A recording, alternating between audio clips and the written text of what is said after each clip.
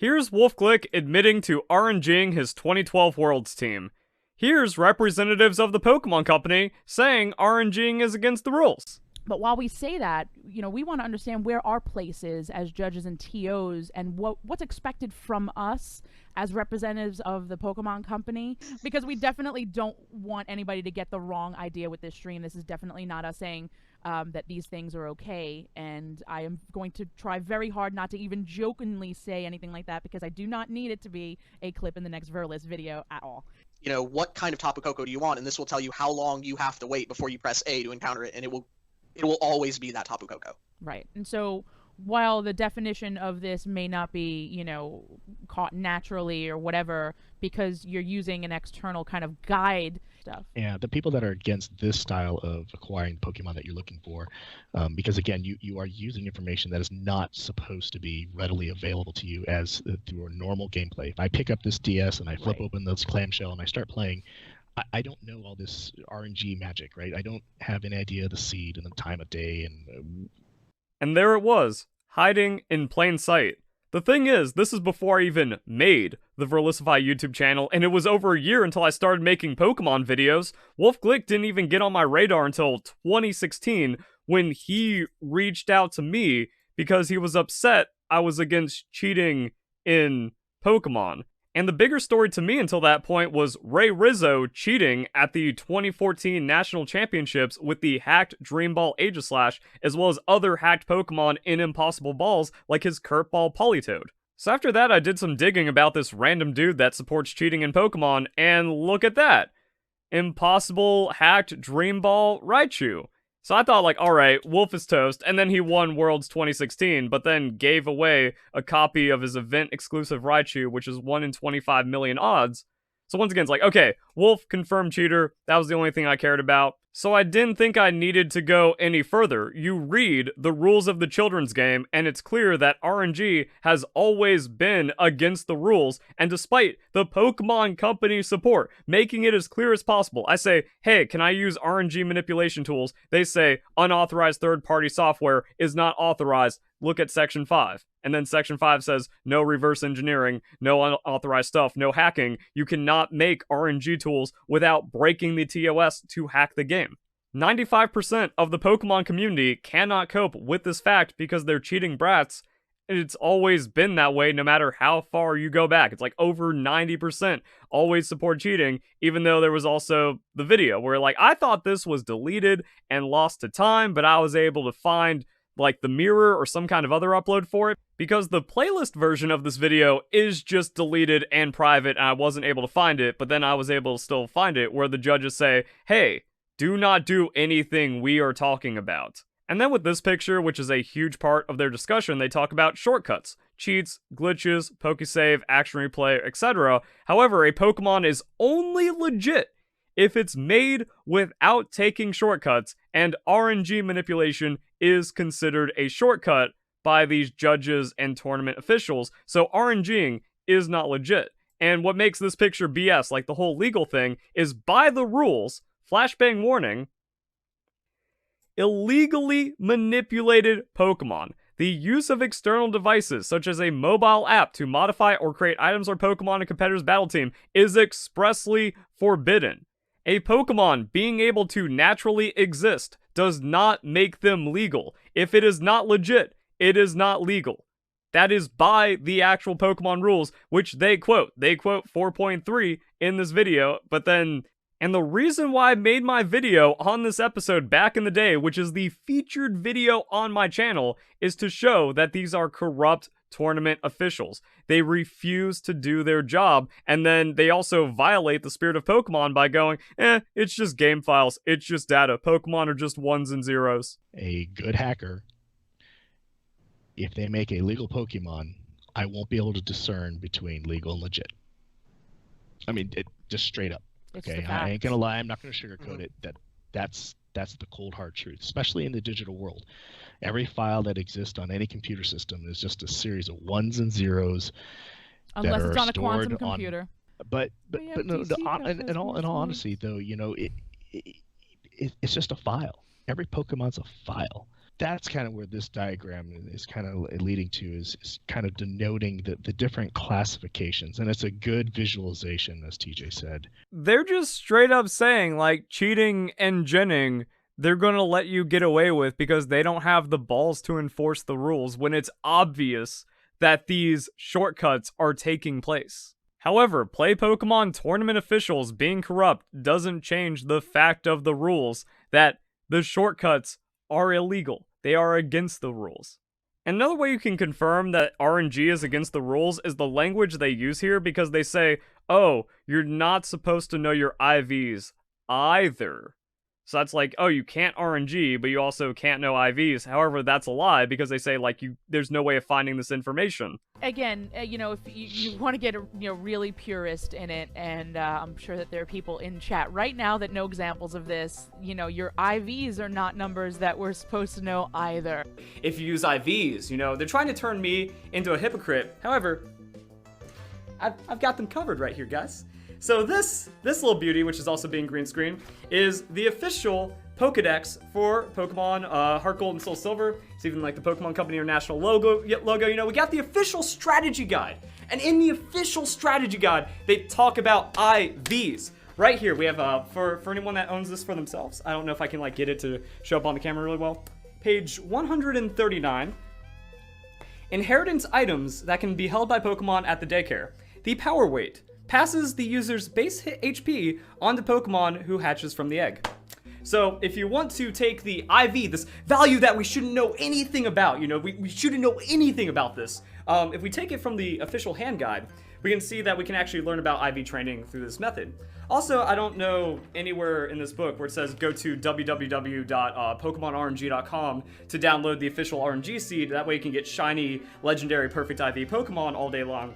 I just don't see it, guys. I'm very sorry I couldn't really bring that information to you like that. Wait, I still have that book.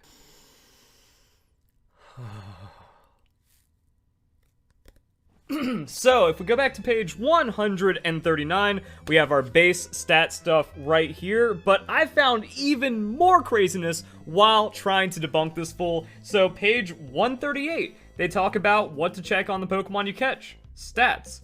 Similar Pokemon can have different stats. I guess I'll put it somewhere on screen. It gets even crazier. It says, get a Pokemon's potential analyzed at the Battle Tower, page 110. And that's where we learn about the max IVs on a Pokemon through evaluation. If we go back a couple of pages, we have page 134, and it says, rules for base stats. Every Pokemon has 6 stats. Each stat has its own base stat number. Wow. So the more I flip through this book, the more I find, see page 481 for more on natures and characteristics. Wait, characteristics like mischievous and stuff. That way you can find a Pokemon's highest IV value. And there's a table for that. And natures. There's everything about Pokemon abilities, there's everything about held items, there's everything about moves, and the move effects. Okay, so I'll admit it'll be a bit more difficult to find out the damage calculation formula, but still very possible, especially because all of these are visible values. You can take a Pokemon's attack, you can take the base power of a move, you can interact that with the defense and hit points of an enemy Pokemon, keep working that out, and it's absolutely possible to find the damage calculate or the damage formula without hacking. And then because everything is in this book, you can actually make Pokemon Showdown just off of official Pokemon Company International guides. These kids are ill. Game Freak kind of finally alluded to them existing in this gen, where they're like, yeah, there's a bottle cap and it'll make your Pokemon stronger, but it doesn't work on this stat for some reason. Right, but we don't know why. What the Pokemon Pokedex on the official website looked like, and it's kind of sad. Like, no offense to the company or anything like that, but I understand you guys are on limitations, but there's really nothing there. And it's just like some bars on the bottom with no stat numbers, and it's just like, yeah, I don't even think like base stats are referenced to like in any official documents. No, that's not something that you can talk about. An officially licensed and published Pokemon product going back to 1998 showing the base stats of the Pokemon, their actual numerical value. The highest attack in Generation 1 is 134 with Dragonite. So they say the Pokemon Company doesn't acknowledge base stats or IVs. I mean, just pick up a guidebook, but again, these tournament officials are just trying to cover for cheaters that they like, because that's the entire thing. They are failed judges and tournament officials because they refuse to enforce the rules since they don't want to hurt people's feelings, even though those people are the ones deliberately breaking the rules of a competition to steal prizes. And I do want to interject here, wait, before you go, because I've actually encountered judges like this. Coming to a table and running a hack check on someone and seeing these things and flippantly saying to them, well, this team must be hacked, is really not the attitude that you want to have. Like, no matter what your beliefs are in terms of hacking or modifying DSs or how people get their Pokemons, leave all of that aside. When you're a judge or a TO or whatever, you're a representative of the company and you have to follow the spirit of the game. And professionalism is one of them. And going to a table and behaving in that manner is absolutely unacceptable. Like, you may have these beliefs, but you have to kind of keep them to yourself at a tournament, or when you're the forward-facing, brand representative, as it were. And like I said, I've encountered judges like this, and I try and let them know that they can have their beliefs outside of my tournament. Inside of my tournament, that is not something that is acceptable to say. Yeah, and usually my reply to them is it possible to get that Pokemon? And they're like, yep. And I go, okay. But yeah, we have a 2016 web archive of the Pokemon glossary where potential reflects the native innate strengths of an individual Pokemon in regard to their particular stats. Potential affects that Pokemon's stat growth, and high potential for a certain stat will make it grow faster than normal. Potential cannot be affected in any way during gameplay. So even like showing this predates hyper training. Players simply have to catch or hatch Pokemon with great potential. Potential causes otherwise identical Pokemon to be slightly different from each other. This is the explainer for IVs. And you also don't even need this because Generation 4 has the judge, which says if a Pokemon cannot have better stats. Same thing for the guides. Base stats are the underlying values of a Pokemon's 6 major stats that help determine the rate of growth for each stat. Base stats can be improved through battling Pokemon, super training, and feeding them vitamins. So through Pokemon's official information, IVs can be determined because a Pokemon's max stats are completely in the control of the player. So with all of this, you can completely determine a Pokemon's stats and IVs without hacking the game. They try to draw a parallel to it like, well, since RNG is against the rules, that means using Cerebi is against the rules since you're not supposed to know those values. However, that's a lie. Oh wait, on the same page, training battle-ready Pokemon. Let's see what they have to say about it. We briefly touched on base stats in the introduction to competitive play, but it's a topic worth taking a deeper look at. Also, in the beginning of the video, there was something really important that was stated, and it's always been a part of Pokemon rules. Normal gameplay. So here we actually have the 2012 VGC rules. This is what Wolf made his team report about, which proves he's a cheater in multiple ways because he deliberately time stalled as well as used RNG manipulation, but the use of external devices to modify or create items or Pokemon in a player's party is expressly forbidden. And this also kind of goes into the complete failing of judges, that based off of this, they consider a Pokemon legal if you hack in 999 feathers and then use that for EV training, even though the rules explicitly state it is not legal.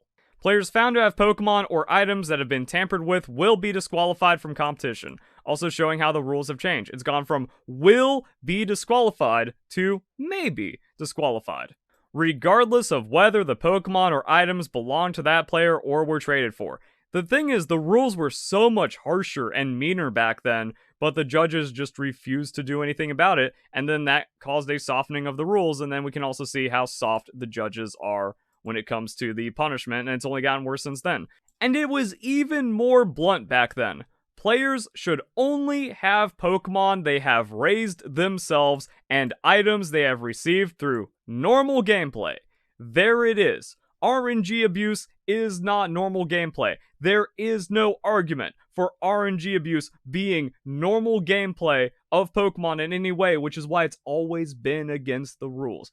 It is always the player's responsibility to have legal Pokemon and items during competition. Once again, using this as the distinction of legal Pokemon, not normal gameplay, equals illegal. You will be disqualified for illegal Pokemon. Problem is, 99% of the competitive Pokemon community is cheaters. The only people that care about competitive Pokemon enough to be a judge are going to be cheaters, and then they're going to see like that full team and just go, well, the stats are possible, so even if you did RNG it, even though that's against the rules, I don't want to punish them because I like RNG method. How else am I going to get my Pokemon when I want to compete? So yeah, it was all there. Wolf always being a cheater. RNG manipulation always being against the rules. I always knew RNG manipulation was against the rules, but no one's going to read this, especially in 2012 when Wolf is a no one. Competitive Pokemon is just something no one cares about because, again, they just kind of go, oh, let's see what competitive Pokemon looks like. Oh, they're all cheaters. I don't care. Wow, this is stupid. Just shiny legendaries that are perfect. Yeah, no. That's why Pokemon has never grown as an esport, because the average viewer sees that and just goes, well, it's all cheating. That's stupid. And then they don't care to fight for something they have no investment or no interest in. And that's why there's only a few hundred serious competitive players who are all cheaters anyways in 2025, despite the game selling 26 million copies and there being tens of millions of players in Pokemon, and VGC is smaller than ever, with the global challenge getting 10,000 entrants, even though the global online competitions have no restrictions and are more important than ever for qualification. So yeah, this is something that no one's going to care about and no one's going to look for, especially by 2016 or even further into the future when Wolf just keeps getting proven as more and more of a cheater. You don't need to go back and be like, oh wow, he was cheating all the time, because the proof he was cheating all the time was already established. But then we get down to the final notes. The entire team, and it was RNG'd shiny in order to take advantage of the timer. Those extra 3 seconds came in handy when I won a game on 1 second.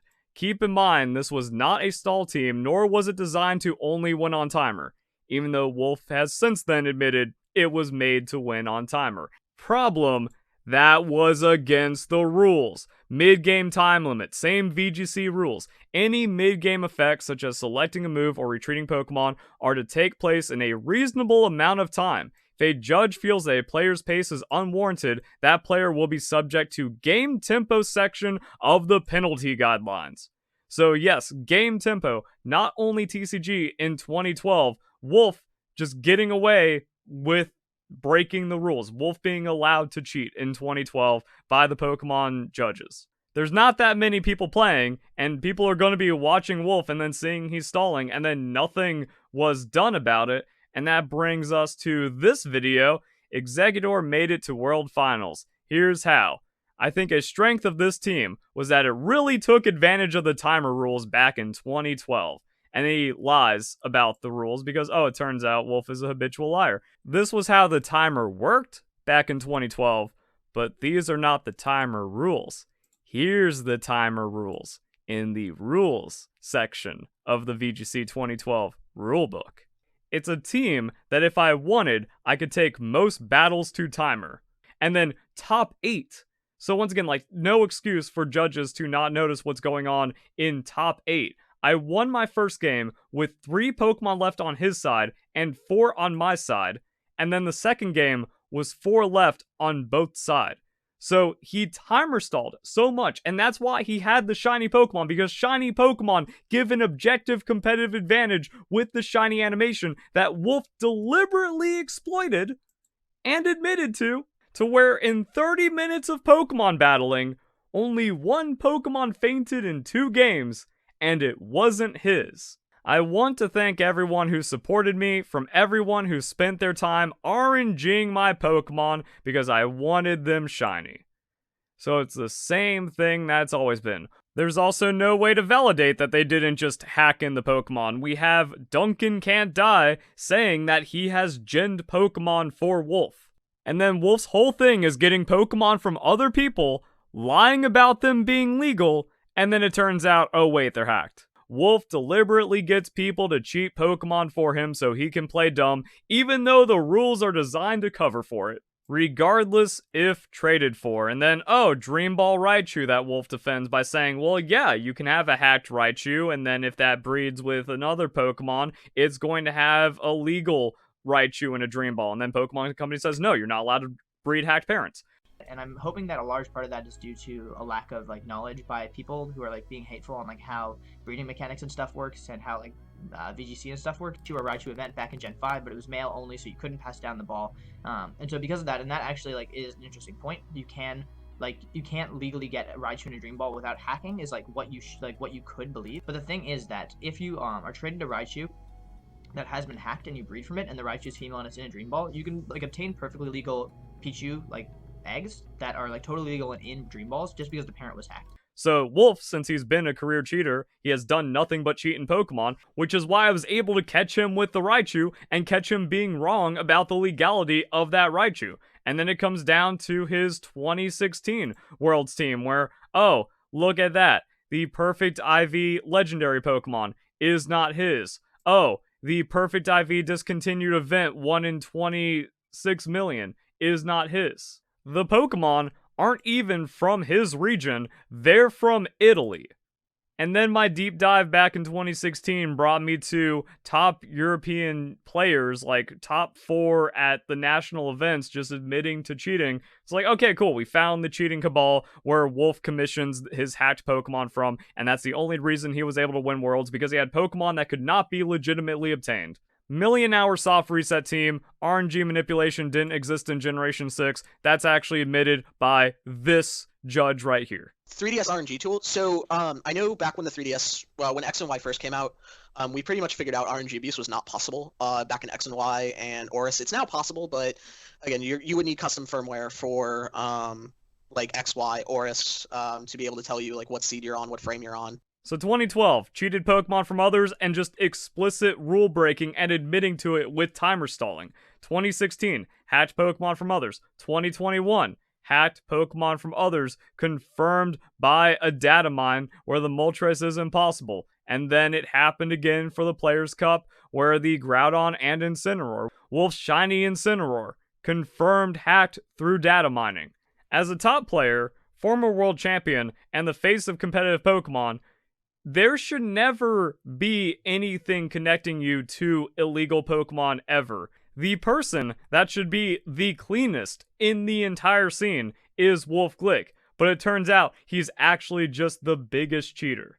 And what this proves is that the whole argument of, yeah, but if you're popular or something, you can just get Pokemon from other people and they'll be legal. No, not even the most popular VGC player can get legal Pokemon from others. Yet he keeps trying it, and then it just turns out it's been cheating for over a decade. His entire time in Pokemon has just been deliberately cheated Pokemon from others, and now Wolf commissions hackers to data mine his Pokemon so he doesn't get caught cheating again. And then this goes back to everything else where it's like, cool, it's all cheaters, and then we even have Sejun Park being a confirmed cheater with his Magmar. And then we have the explainer right here. Although it's a valid method stuff, the circumstances require the non-shadow mons to have a particular set of nature's genders. For Magmar to be generated, this spread will never occur. So what this shows is that they also didn't even RNG back in the day. They just straight up hacked the Pokemon, and then for the plausible deniability, because the kind of assumption was, oh, RNG isn't against the rules, so I'm just going to have my friends hack all my Pokemon, know they're hacking my Pokemon, and then just claim it's RNG. Which is further shown by this. Wolf can't even spend the time in modern Pokemon to get legal Pokemon. So he can't do it now when it's easier and takes less time and he's in a better position to do so, but we're supposed to believe that he RNG'd back in 2012 when he's just been a compulsive liar and habitual cheater his entire time in Pokemon? Here's more proof of lying. We are Wolf Glick and Marcus, two of the most successful competitors in official Pokemon. Ask us anything. Wolf Glick, I don't mind the 45-second timer too much because I tend to choose my moves pretty quickly unless I'm stalling. So if Wolf ever drags out the clock or ever takes time to select a move, he's stalling and he's admitting to this, and this is how he's always played. So you can see that in 2016, when it was still against the rules, that the general rules, spirit of the game, winning or losing with grace is vital to the enjoyment of the game. Desire to continue playing a game that can be soured by players who berate their opponents after winning or losing a match. Likewise, a player who plays the clock rather than the game is poor sportsmanship and should be discouraged from doing so whenever possible. So the judges say the most important thing is the spirit of the game, to where you're not allowed to be negative towards people cheating. But when they play favorites with top players like Wolf, he is allowed to break the spirit of the game. He's just allowed to cheat in all kinds of different ways. This shows the corruption, it shows how rotten it is, but it also shows that Wolf is evil. This man has never done the right thing in his life. He is malicious and has no problem harming others if he thinks he can get away with it, shown by his entire behavior and interactions with the Pokemon rules. And I think that's everything except for like showing the game tempo rules where like, oh, that's major, that's a game loss. If you play slowly to manipulate time remaining in a match, which Wolf has just straight up admitted to, on top of the admittance of RNG, which is just against the rules, always has been. The only way RNG can be denied is if you're an idiot or you're just a rat trying to get around the normal gameplay rules. There is no getting around this. These people are so worthless, they twist themselves into knots to try to justify cheating in a children's game, or try to find some kind of loophole that is covered by the TOS and the rules. So yeah, Wolf is a confirmed cheater, and all of Play Pokemon is corrupt. Hope you guys enjoy the video. Hope you all have a nice day. Thank you very much for watching.